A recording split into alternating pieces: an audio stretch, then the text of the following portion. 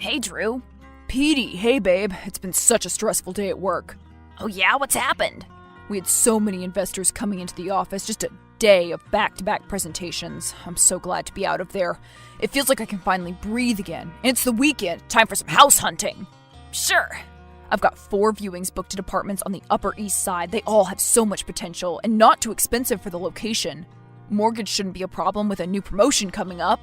Well, we need to talk a bit more about that, babe.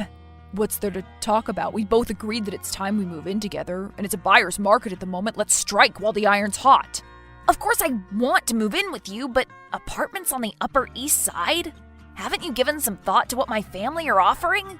Your family? The same family who never speak to me? The same family who act like I don't exist? Yeah, I've given some thought to what they're offering, and it sounds a lot like they want you to move into the suburbs and be closer to them. I don't think that's the worst idea in the world, do you? Well, it's not the worst idea in the world, no, but it's certainly close to the worst decision in the world. Petey, I don't know if you've noticed, but I have a job. A very well-paid job. My job is situated in the city. I have to go into the office every day. I have no choice. Your family wants us to move into the suburbs so they can have their son close to them. I respect that. And I would be a lot more receptive to that idea if they treated me like a part of the family. But they don't. They don't like me, Petey. They never have. Heck, you even promised to propose to me. You've never proposed to me because you're afraid of how your family might react. Drew, my family are odd. I've told you a million times. It's not that they don't like you. It's that they never see you. I always suggest we go to visit them on the weekends, but your weekends are so precious. All you want to do is go for walks in the city and watch Netflix. I think it's more of a case of they think you don't like them. Some wires have been crossed. We can fix that. But we can't fix that I work in the city. You can work some days from home. That's not impossible. The city is only a couple of hours away. You could commute in when you need to be in the office. Come on, Drew, think outside the box a bit. You're telling me to think outside the box? You want to move back to where you grew up and buy a house. That's not thinking outside the box, Petey. That's called regressing. My family wants to give us the money to buy a house, Drew. I don't think you realize what a privileged position that puts us in. And you want to completely disregard it out of hand. You don't even want to consider looking at houses outside of the city? Do I not get a say in where we live? Of course you do, Petey. I'm not trying to cut you out of the process at all, but you're not considering the situation you're putting me in. Yes, it's very generous of your family to offer to buy us a house, but it's not like they're just gifting us the money. It's under very specific conditions. They'll only give us the money if I agree to move to the suburbs. And that will mean either leaving my job or asking my job to change my position in the company. That's a big sacrifice. It's a sacrifice that you don't have to contemplate. You're a designer, Petey. You can work from anywhere. But there's nothing for me in the city, Drew. I feel so detached from New York. I don't have many friends here. I'm only still here for you. You know how much my family means to me, and I rarely get to see them these days because you don't feel comfortable around them. I feel like we're going around in circles here. I've already made it crystal clear to you. And if you're too dumb or short-sighted to see that your family constantly give me the cold shoulder, then I don't know how I'm going to change your mind. I acknowledge that my family have been difficult, but they're protective of me. You have to understand that my family dynamic is very different to yours.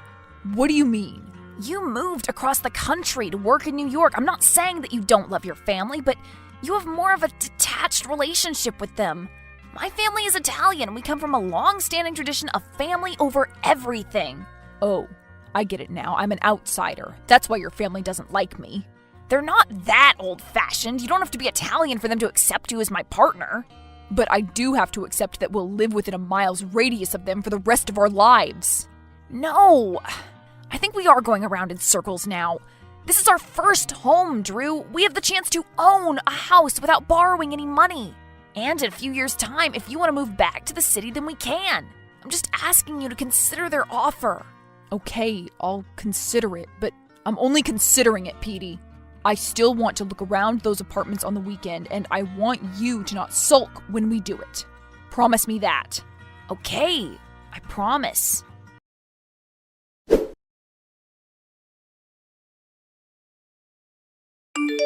Hey, Drew. Vera?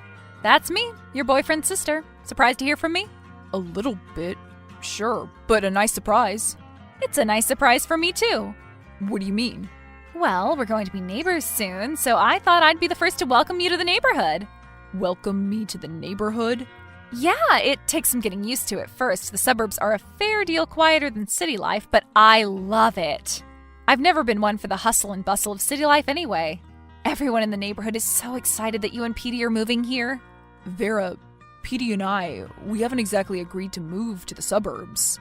And even if we do, we're not necessarily going to live in your neighborhood. But I don't understand. You've bought the house across the road from us. No, we haven't, actually. We're looking at apartments in the city at the moment, and we're only looking. We've been to maybe 6 viewings in total, and they've all been in the city. I saw Petey only a few days ago. He told me he'd placed an offer on the house across the road and it had been accepted. It's an adorable property. It really is. I must say I was quite jealous when he told me that he'd had an offer accepted. This is all news to me. I'm pretty sure Petey would have told me if he'd put an offer on a house. We're supposed to be moving in together, after all. But Petey told me it was your idea. He said it was your dream to move to the suburbs. I have a job in the city. It's my dream to remain in this job, at least for the next couple of years. Drew, honey, jobs come and go. You do realize this house is being paid for. You won't have to spend a dime on it. No mortgage, nothing. It's completely renovated. You can move in tomorrow. Most people would give their left arm to be in your position. They would, but I'm not most people. I'm based in the city right now. And I have no plans on changing that anytime soon. But do you love my brother? Yes. Who said anything about me not loving Petey? My brother wants to move to the suburbs. So much so that he's placed an offer on a house so he can be closer to his family. Do you not want my brother to be happy? Of course I want him to be happy, but he's not miserable in New York.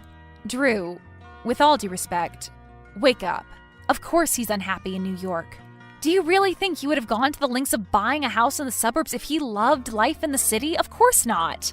But he'd tell me if he was unhappy. Would he? I know my brother, and he's not one to talk about his feelings a lot of the time. I can't believe he would go behind my back like that. I mean, you're not married to him, Drew. He can do whatever he wants with his family's money. He can buy a house if he wants to. He doesn't need your permission. Well, he kinda does if he wants me to live with him. Well, maybe he doesn't. What? Of course he does. It's all he ever talks about. Well, all he ever talks about to me is how much he hates the city. He only tells me how depressed he is living in New York. I think if you really love my brother, then you'd be able to read the signs, Drew. I love your brother. I spend almost every day with your brother. We talk about our future together. I don't need you to make assumptions about our lives. If Petey is unhappy, he would tell me. I think you're making this all up. You're making it up to make my mind up for me. It's an intimidation tactic and it won't work. I'm not trying to intimidate you, Drew. I was actually reaching out because I feel like we've barely exchanged 2 words since you've started dating my brother. I wanted to reach out because I thought we could be friends. But you've been so hostile towards me that I was stupid to even think that. Hostile towards you? You and your family have only ever been hostile towards me. You've always been cold. You've always thought I haven't been worthy of being Petey's boyfriend. You're paranoid, Drew. We never see you. Petey is always desperate for you to come and visit us, but you're always busy.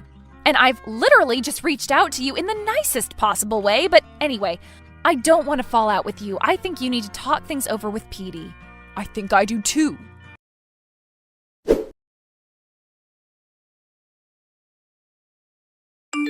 Petey? Drew? Your sister just messaged me. Vera? Andrea? Vera. What did she say? She said a lot, Petey.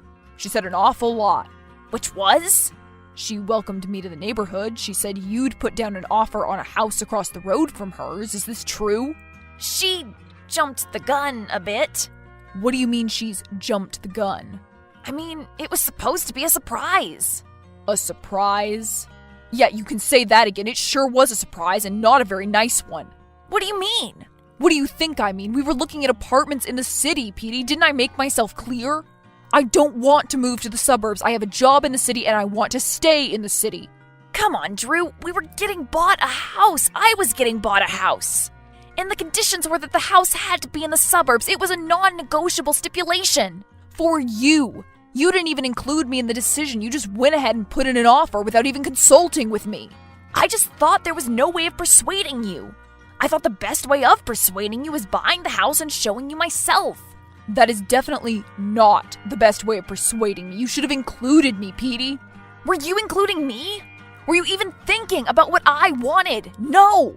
All you were thinking about was your job. You haven't even asked me why I want to move back to the suburbs so much. Okay, why? Because I miss my family. I love my family. I want to be around them. My friends all live outside the city. I'm lonely and depressed living in New York. I can't stand it here anymore.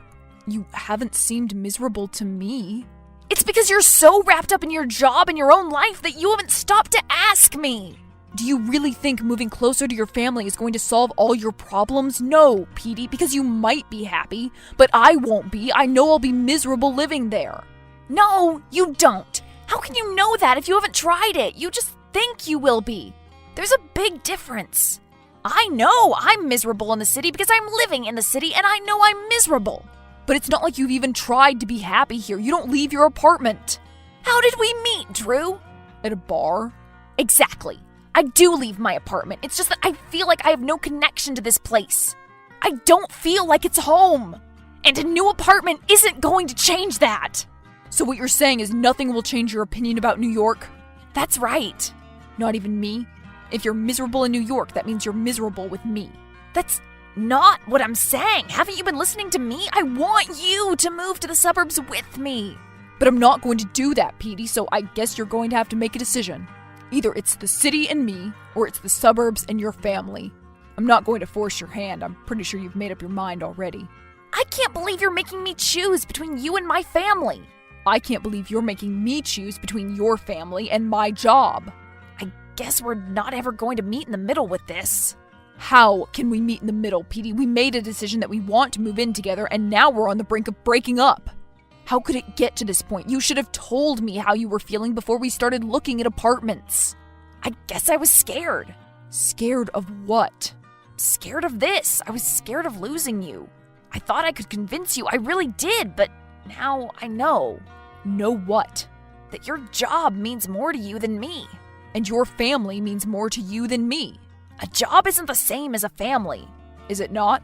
You don't get to decide that. I guess there's no way of convincing you. I don't think there is. Is this over? It breaks my heart, but I think it is. I can't believe we're breaking up over text. Me neither. I'm sorry this happened. I'm sorry too. I guess I'll see you around, Drew. I guess so. I really hope you reach a point where you can value things more than a career. And when that day comes, then don't hesitate to reach out. You'll always be special to me, Drew.